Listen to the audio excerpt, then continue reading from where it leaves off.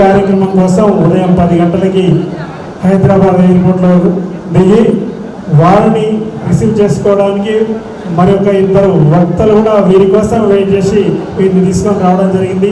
ఎందుకంటే వీరి యొక్క విలువైన జ్ఞానాన్ని ధర్మం కోసం వీరు మాట్లాడే ప్రతిదీ ఒక అద్భుతంగా ఉండబోతుంది.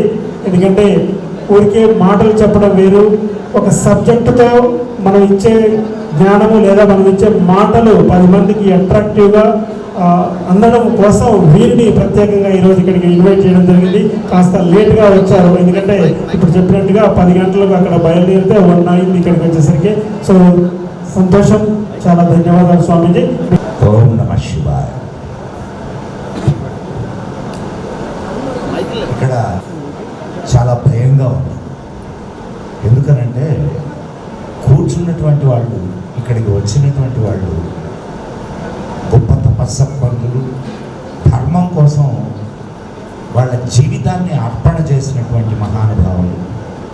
అటువంటి వారి ముందు ఒక అల్పుడిని మాట్లాడమనడం వారి గొప్పతనం.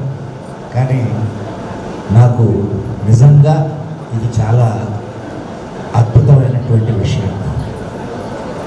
మనం అసలు ఎక్కడి నుంచి ఎక్కడికి పోతున్నాం అనేది అర్థం కావట్లేదు. ఈ దేశం హిందూ దేశం. ఇక్కడ మనం దేశాన్ని హిందూ దేశంగా ప్రకటించాలి. అసలు విడిపోయినదే భారతదేశం మతం అనేటటువంటి పేరు మీద. ఇక్కడ ముస్లింలు మాకు సపరేట్ దేశం కావాలి, మేము హిందువులతో కలిసి ఉండలేము అని చెప్పి ఈ దేశాన్ని 2గా విభజించి వాళ్ళ భాగాన్ని వాళ్ళు తీసిపోయారు. ఇది ఎలా ఉందా అంటే 2 అన్నదమ్ములు ఆస్తి పంచుకున్నారు.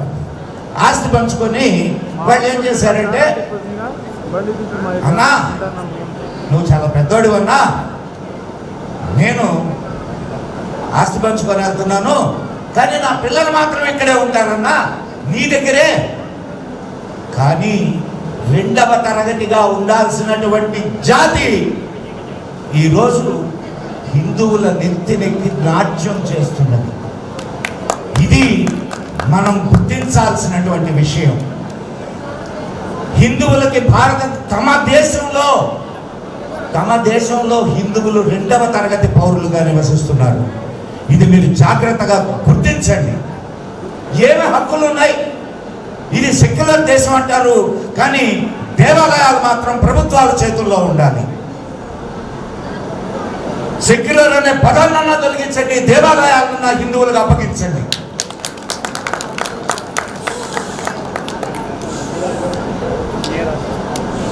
ఒక హిందువుగా తమ విద్యను తాము చెప్పుకోవడానికి అవకాశం లేని దుస్థితి హిందువు తన దేశంలో అనుభవిస్తున్నాడు. కాశ్మీర్లో కొన్ని లక్షల మంది హిందువులను రాత్రికి రాత్రి పోతలు కోస్తే అత్యంత భయంకరమైనటువంటి చలిలో వాళ్ళు కొన్ని 100 కిలోమీటర్లు పారిపోయి తమ దేశంలో తామే కాందిశీకులుగా ఉన్నటువంటి పరిస్థితి ఎందుకు వచ్చింది? ఎవరైనా ఎప్పుడైనా ఆలోచిస్తున్నారా? మనం సరే హిందువులుగా బ్రతకాలి. హిందువులుగా బ్రతకడానికి ఏది మార్గం? అత్యంత స్వేచ్ఛాయుతమైన జీవితాన్ని జీవిస్తున్నది ప్రపంచం మొత్తంలో హిందువులు ఒక్కరు మాత్రమే. ఇది గుర్తుపెట్టుకోండి.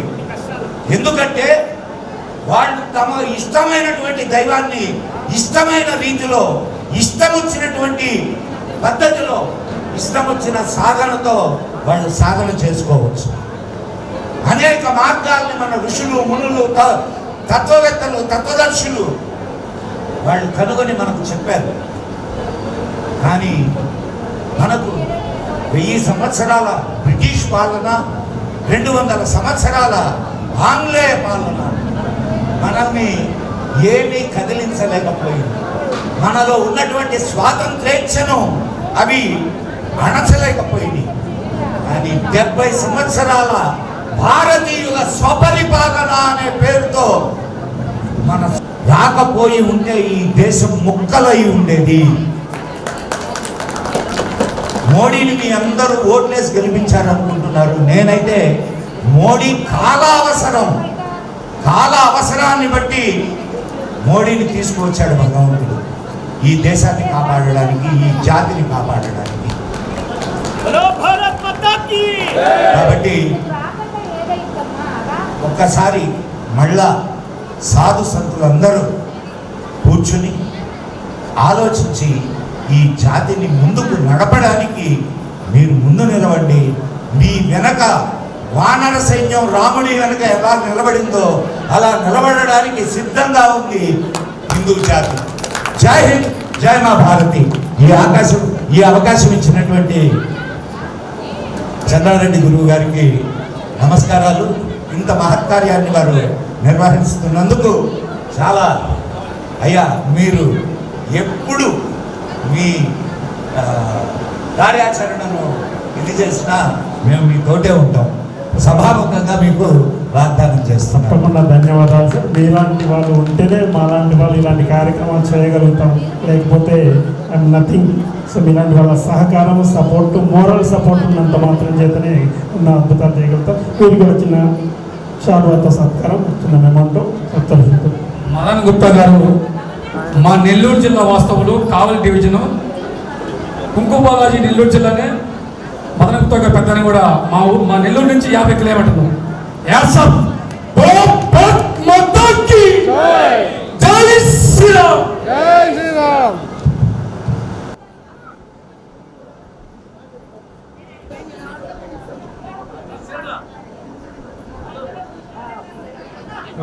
ధన్యవాదాలు.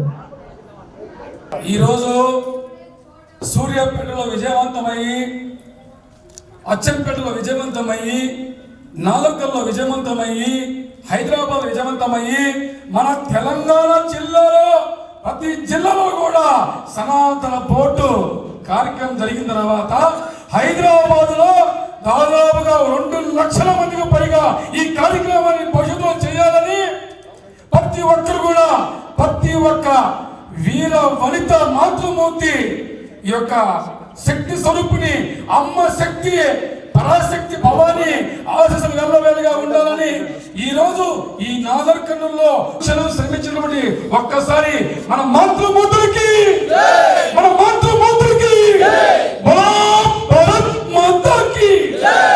ఇదే హైదరాబాద్ లో ఎన్టీఆర్ స్టేడియంలో భవిష్యత్తులో సనాతన ధర్మ పరిరక్షణ రౌండ్ టేబుల్ సమావేశం కాదు, ఒక బహిరంగ సభ.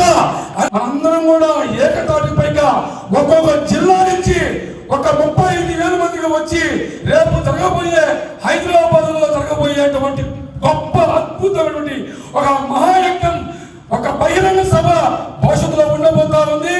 దానికి ప్రతి ఒక్కరు కూడా మనము సహాయ సహకారం అందించుకుంటూ మనందరం కూడా ఒక చిన్న హుండీ ఏర్పాటు చేసి, ఎందుకంటే మనము పూలకి ఎంతో ఖర్చు పెడుతున్నాం, తాగుడికి ఎంతో ఖర్చు పెడుతున్నాం.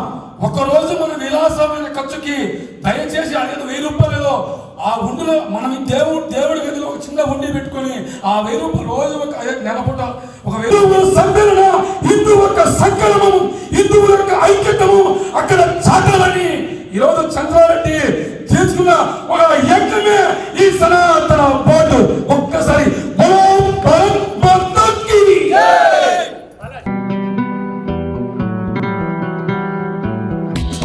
సప్తరిషి టీవీని లైక్ చేయండి, షేర్ చేయండి, సబ్స్క్రైబ్ చేయండి. Please like, share and subscribe Saptarushi channel. Hi, this is Jabardast and D10 Pavan alias Pavani. So please do subscribe Saptarushi TV. Like, share and subscribe. Thank you. ఇది జనహితం కోసం ఏర్పడుతున్నటువంటి సప్తఋషి TV channel.